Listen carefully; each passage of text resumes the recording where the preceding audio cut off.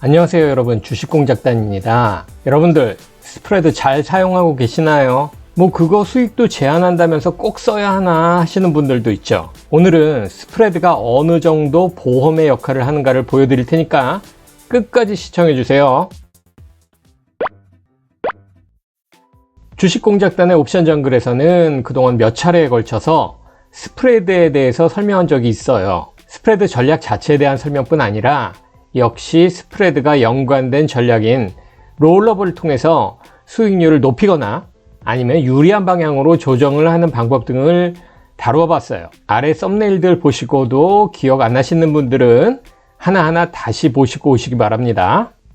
반대로 위험을 해지하는 방법으로 스프레드를 설명드린 것은 45화 무서운 이야기 하나뿐이었어요. 아시겠지만 이 컨텐츠는 제 지인의 실제 예를 가지고 설명을 드리면서 제 지인이 네이키드 콜 때문에 입은 큰 손실을 만약 스프레드였다면 어땠을까 하는 설명도 했었죠. 이번에는 저희 트레이딩을 가지고 스프레드가 얼마나 보험의 역할을 하는지를 직접 보여드릴게요. 저는 지난 3월부터 새로운 전략 테스팅을 위해서 베타 테스터를 따로 모집해서 토탈 옵션 트레이딩 클럽 TTOC를 3개월간 시범 운영을 해봤어요. 토탈 옵션 트레이딩 클럽에서는 제가 종목을 스크리닝하는 방법을 공유했고요.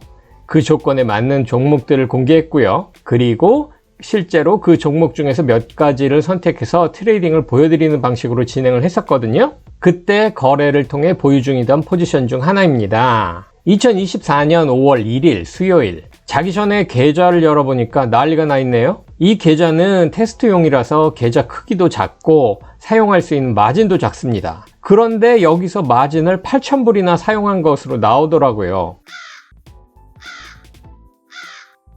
무슨 일인가 싶어서 살펴보니까 보유 중이던 우버의 풋옵션 매도 포지션에 권리 행사가 들어온 것으로 나옵니다. 만기를 이틀 남기고 권리 행사가 쫙 들어와 버린 거예요. 당시 제가 들고 있던 풋옵션은 보시는 것과 같습니다. 2024년 5월 3일 만기 행사 가격 80불인 풋옵션을 주당 13불 91전 혹은 계약당 1391불에 매도했습니다. 2024년 5월 1일에 우버의 종가는 67불 79전이었습니다. 종가 기준으로 주당 12불 21전 혹은 계약당 1221불의 수익이 나는데 풋옵션 매수 포지션 보유자가 그냥 둘 리 없는 게 당연하죠. 자, 저도 머리를 이리저리 굴려봅니다. 일단은 다음날 장 시작하자마자 의무 매수했던 우버 주식 100주는 매도하기로 합니다.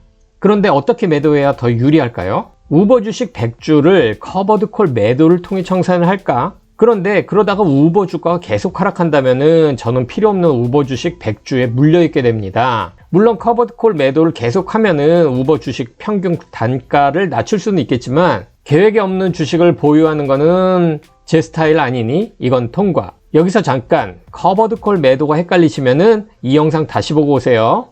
따져보니 미리 받은 풋옵션의 매도 프리미엄이 주당 13불 91전 혹은 계약당 1391불로 손익분기점은 66불 9전이 되니까 현재 우버의 종가 67불 79전이랑 비교를 해보면은 아직 수익 중입니다. 그러니까 장 시작과 함께 그냥 시장가 매도를 해버릴까요? 또 다른 문제는 다음날 장이 열린 후에도 급락을 하는 경우라면은 저는 손실을 볼 수밖에 없는 상황입니다. 그러나 여기에는 비밀이 하나 있습니다. 저한테는요, 같은 날 만기하는 행사 가격 75불인 풋옵션 매수 포지션이 있었거든요. 그래서 어쩌라고 이러실 수도 있는데요. 사실 이 포지션은요, 제가 우버의 롱풋 버티컬 스프레드를 만들려고 하다가 행사 가격 80불인 풋옵션을 매도하고 행사 가격 75불인 풋옵션을 매수하는 숏풋 버티컬 스프레드가 되어버린 포지션입니다. 물론 이 풋옵션 스프레드를 오픈하면서 받은 프리미엄은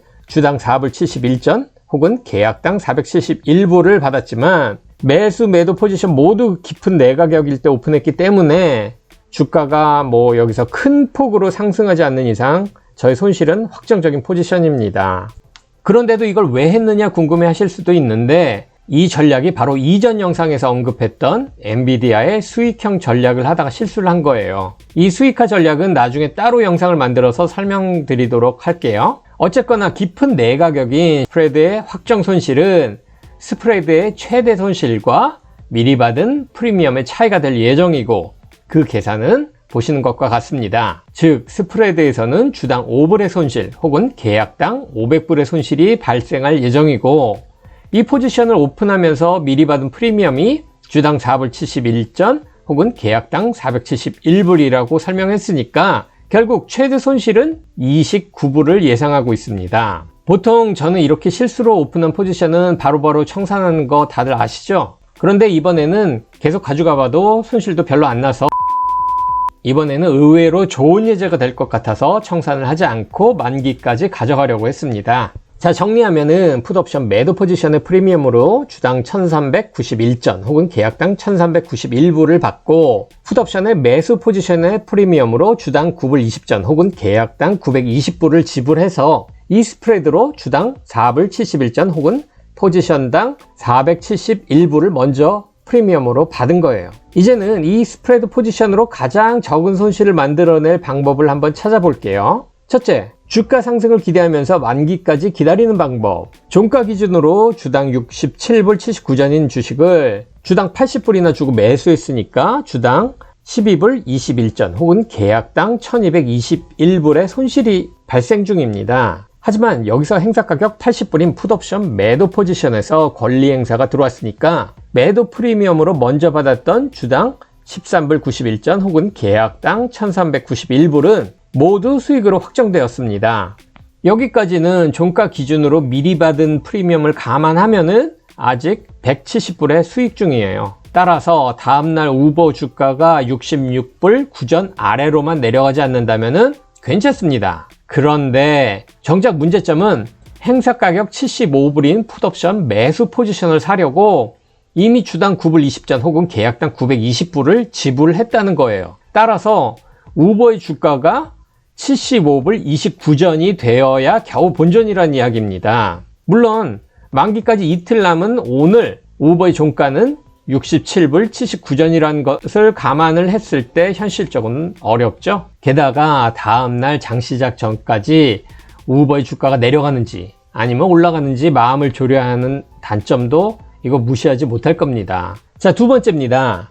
우버의 주식과 풋옵션 매수 포지션을 따로따로 청산하는 방법입니다. 자, 이거는 앞에서 설명한 1번과 거의 같은 내용인데요. 먼저 우버 주식을 종가와 동일한 67불 79전에 매도한다고 치면은 170불의 수익을 확정 지을 수 있지만, 풋옵션 매수 포지션을 청산하면서 주당 7불 50 혹은 계약당 750불 이상을 받아야 본전입니다. 하지만 해당 옵션은 주당 6불 50에서 6불 85전 사이에서 청산되고 있었습니다. 그러니 이대로 우버 주식과 풋옵션 매수 포지션을 따로따로 청산을 하면은 총 손실은 65불로 기록이 될 겁니다. 의외로 손실은 그리 크지 않습니다만 어지간하면 포지션 관리에 안달복달 하는 거 싫어하는 제 스타일 다들 아시죠? 다음날 장 시작 후에 우버의 주가가 내려가는지 올라가는지 이거 마음 졸이는 거 너무 싫어요.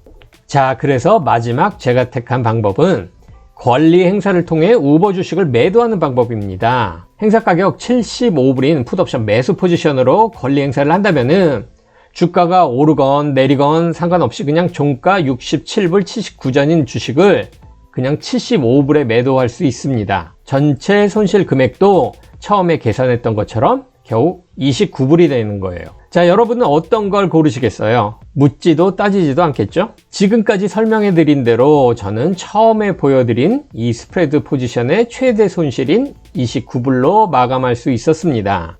다시 말하자면은 권리 행사가 들어오고 나서도 다음날 장 시작하고 주가가 오를지 내릴지 신경 쓰지 않아도 되고, 뭐를 언제 팔아야 손실이 최소가 되고 뭐 이런 복잡한 과정 없이 그냥 느긋하게 장 마감 전까지만 권리 행사를 클릭하기만 하면은 이미 알고 있는 최대 손실로 마무리할 수 있다는 이야기입니다. 이미 알고 있는 손실, 이게 얼마나 마음 편한 일인지는 아마 아시는 분만 알 거예요. 어떤 분들은 야, 이럴 거면 애초에 풋옵션 매도 포지션만 가지고 있었으면 그냥 170불 수익으로 마감할 수 있지 않았냐?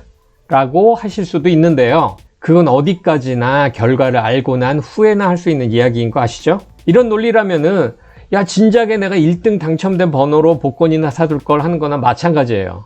그죠? 주가가 언제 그리고 어디까지 떨어질지도 모르는 상황에서 실물 주식의 인수 계획이 없는 한 unsecured put option 매도는 계획 없는 네이키드 콜 매도만큼 위험하고 무모할 수 있어요. 저의 경우에는 우버의 실물 주식 인수가 계획에 애초부터 없었기 때문에 풋옵션 매수 포지션이 없었다면은 지금쯤 골머리 앓고 있거나 아니면 더 큰 손실이 발생했을 수도 있었을 거예요. 자, 오늘 강조하고 싶은 내용은 여러분들이 옵션 포지션, 특히 옵션의 매도 포지션을 오픈하기 전에는 정확한 계획을 먼저 정하시고 옵션을 짜보라는 거예요. 해당 포지션이 외 가격에서 만기가 된다면 이렇게 해야지, 내 가격에서 만기가 된다면, 혹은 만기가 많이 남았는데도 이미 내 가격이 되었다면 저렇게 해야지 하는 식으로 계획을 먼저 세워보시라는 이야기입니다. 만약 정확한 그림을 그리기 어려우시다면은 반드시 스프레드를 사용하셔서 손실에 대한 해지를 하시는 거를 꼭 권해드립니다.